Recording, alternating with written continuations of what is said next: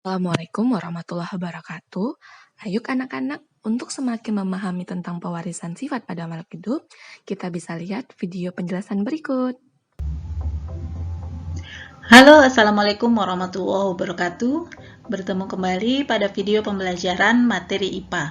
Pada kesempatan kali ini, kita akan membahas materi IPA biologi mengenai pewarisan sifat pada makhluk hidup. Subbab materi genetik. Pernahkah kamu membandingkan wajahmu dengan orang tuamu? Apakah wajahmu mirip dengan ayah atau mirip dengan ibumu?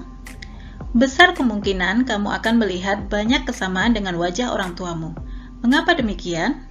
Hal ini terjadi karena ada pewarisan sifat dari orang tua kepada keturunannya melalui gen.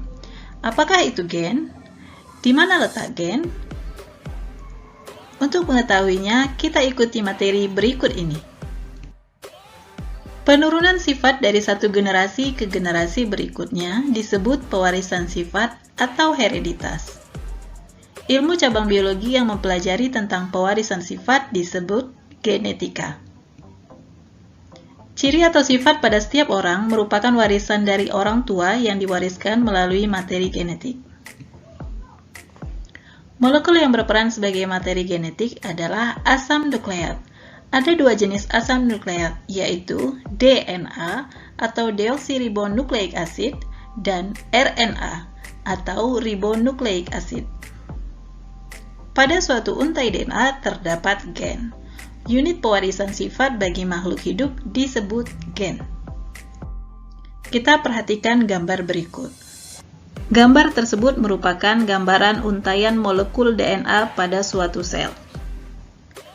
Jika jaringan kulit diambil, kemudian satu selnya kita perhatikan, maka di dalam inti sel terdapat kromosom.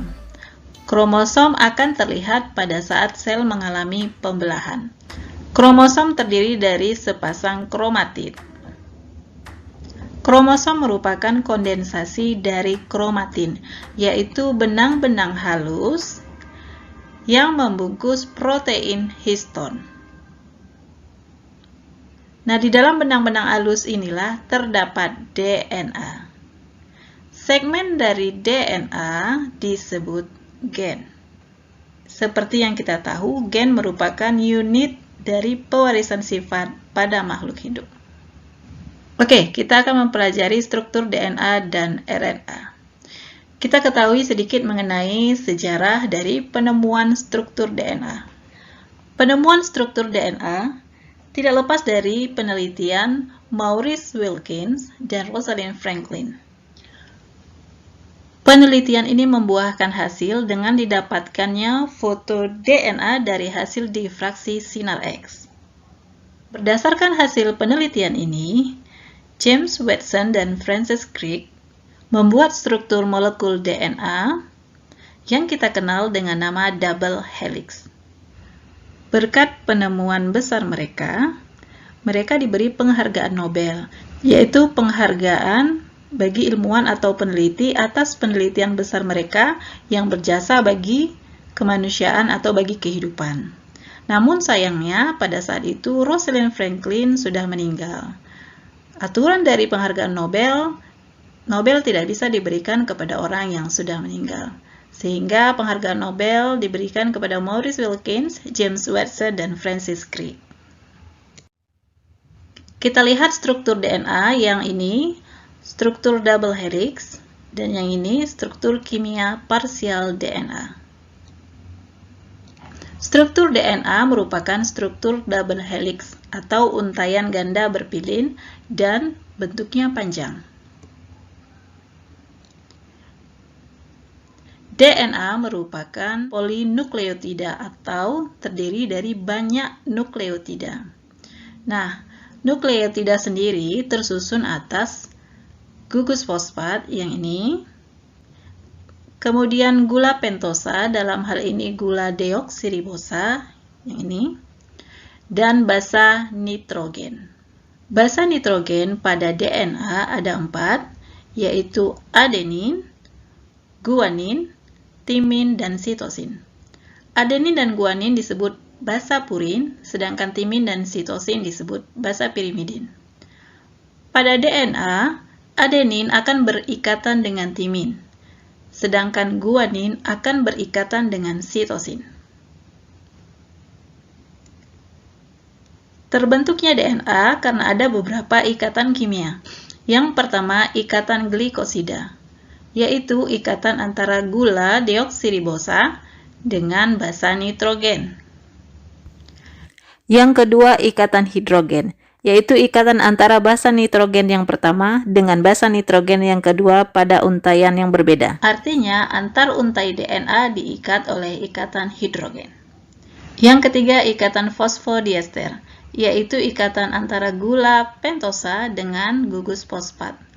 Artinya, antar nukleotida dihubungkan oleh ikatan fosfodiester. Fungsi dari DNA adalah membawa informasi genetik dan kemudian mengekspresikannya. DNA juga berfungsi untuk sintesis protein. DNA umumnya terdapat di inti sel, mitokondria, dan kloroplas. Jumlah DNA tetap pada setiap jenis sel dan spesies. Kemudian struktur RNA. Yang ini struktur untai tunggal, dan yang ini merupakan struktur kimia RNA. RNA merupakan single strand atau untaian tunggal dan pendek. Sama seperti DNA, RNA merupakan polinukleotida yang tersusun atas unit-unit nukleotida. Nukleotida tersusun atas gugus fosfat, gula pentosa dalam hal ini gula ribosa, dan basa nitrogen. Basa nitrogen pada RNA, adenin, guanin yang merupakan basa purin, urasil, sitosin yang merupakan basa pirimidin.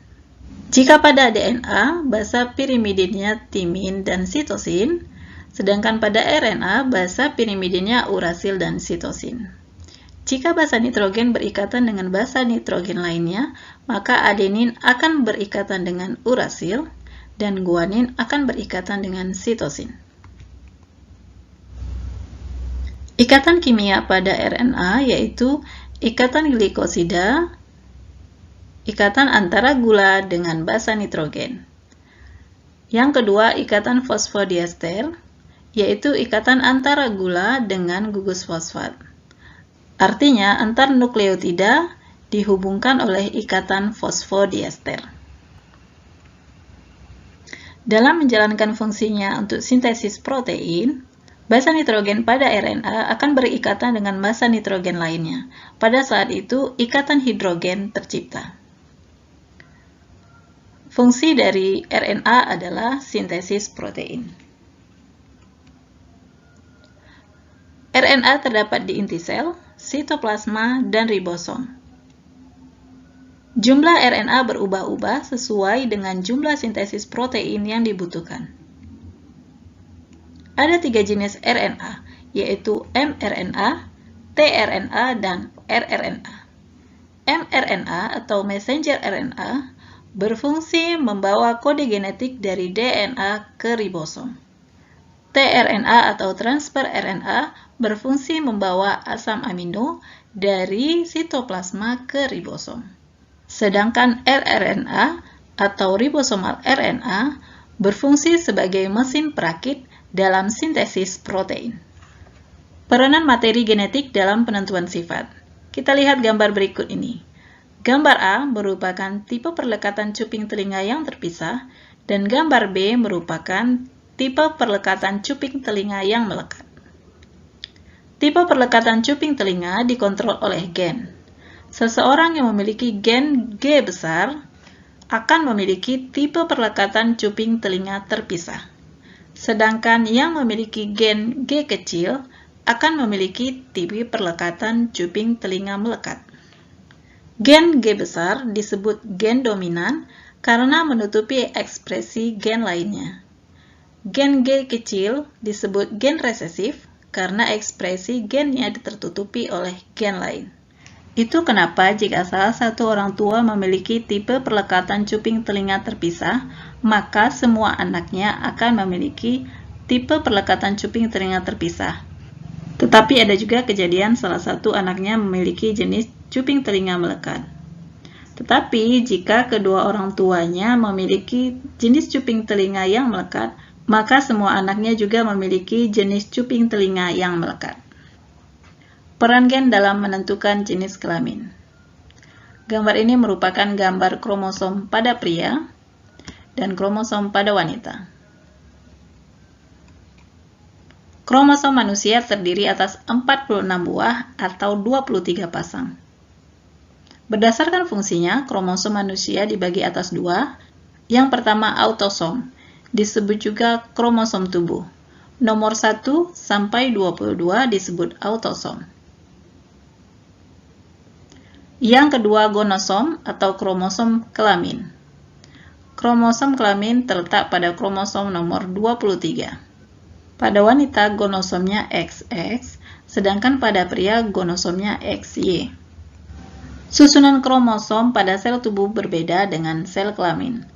Pada sel tubuh, dia berpasangan atau diploid, yaitu 23 pasang atau 46 buah.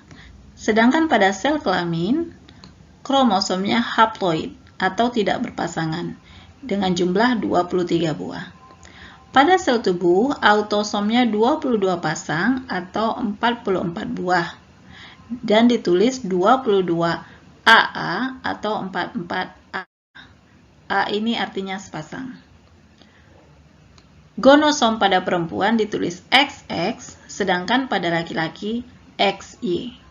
Jadi kariotipenya atau susunan kromosomnya pada perempuan 22 AA tambah XX atau 44A tambah XX.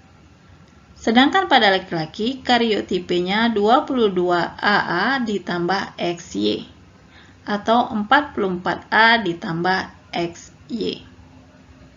Itu pada sel tubuh. Sedangkan pada sel kelamin, autosomnya 22 buah dan ditulis 22A. Gonosomnya pada perempuan X, sedangkan pada laki-laki gonosomnya X atau Y. Jadi kariotipenya, jika pada perempuan 22A tambah X, sedangkan pada laki-laki 22A tambah X atau 22A tambah Y. Peran gen dalam menentukan jenis kelamin. Gen pada kromosom kelamin Y memiliki peranan dalam menentukan jenis kelamin manusia.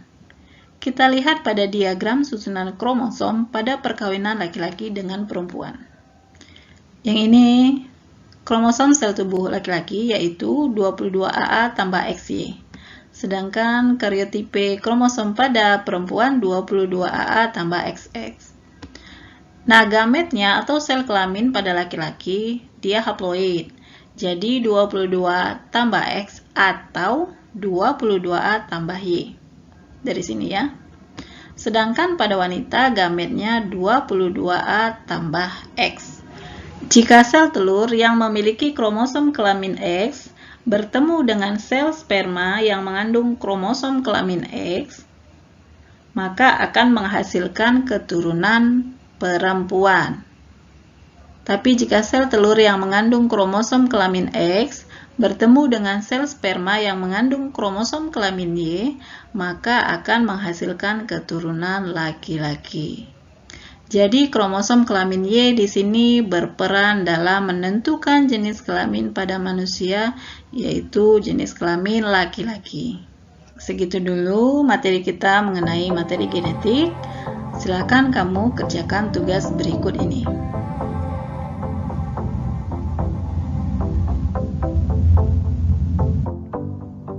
Untuk video selanjutnya, kita akan membahas mengenai hukum Mendel atau monohibrid dan dihibrid.